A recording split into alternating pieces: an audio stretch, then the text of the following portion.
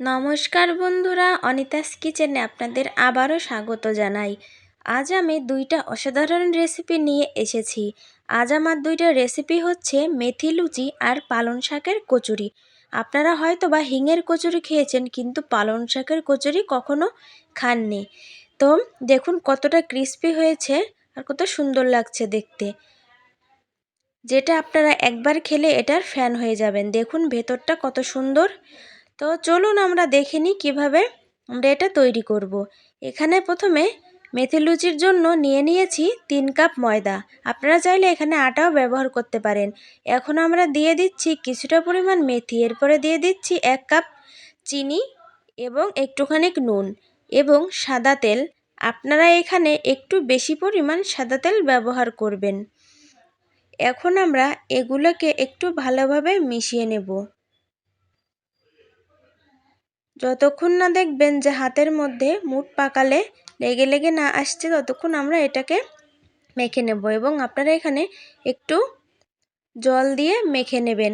দেখবেন ডোটা যেন পারফেক্ট হয়, একবারে জল দেবেন না, একটু একটু করে আপনারা জল দিয়ে মেখে নেবেন। দেখুন আমরা একবার মেখে নিয়ে পরবর্তীতে কিন্তু আবার ডোটা জল দিয়ে মেখে নিচ্ছি।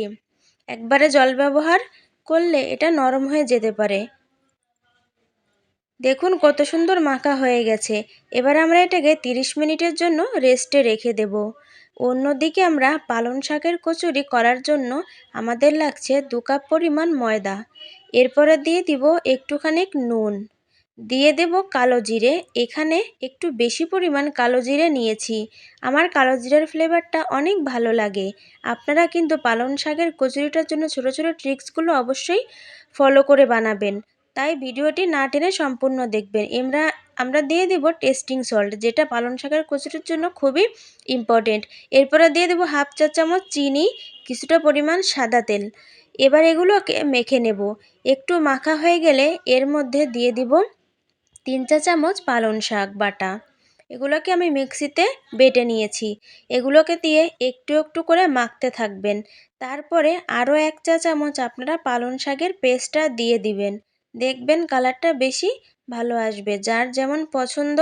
তো এখন আমরা এগুলোকে ভালো করে মেখে নেব।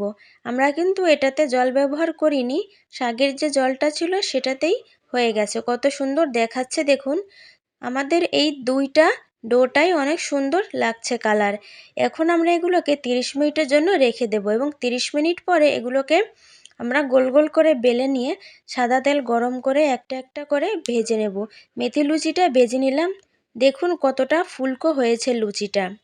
এরপরে আমরা ভেজে নিচ্ছি কচুরিটা। এখানে বেশ ফুলকো হয়েছে। দেখুন পালং শাকের কচুরিটাও কত সুন্দর ফুলকো ফুলকো লাগছে। তো কেমন লাগছে আমাদের রেসিপিটা অবশ্যই কিন্তু কমেন্ট বক্সে বলবেন। ভেতরে দেখুন কত সুন্দর কালার চলে এসছে এবং ফুলেছে দেখুন অনেক সুন্দর। এটা কিন্তু আপনারা আলুর দমের সাথে খেতে পারেন কিংবা চিকেন। জাস্ট অসাধারণ হয়েছিল, আপনারা কিন্তু না খেলে বুঝবেন না।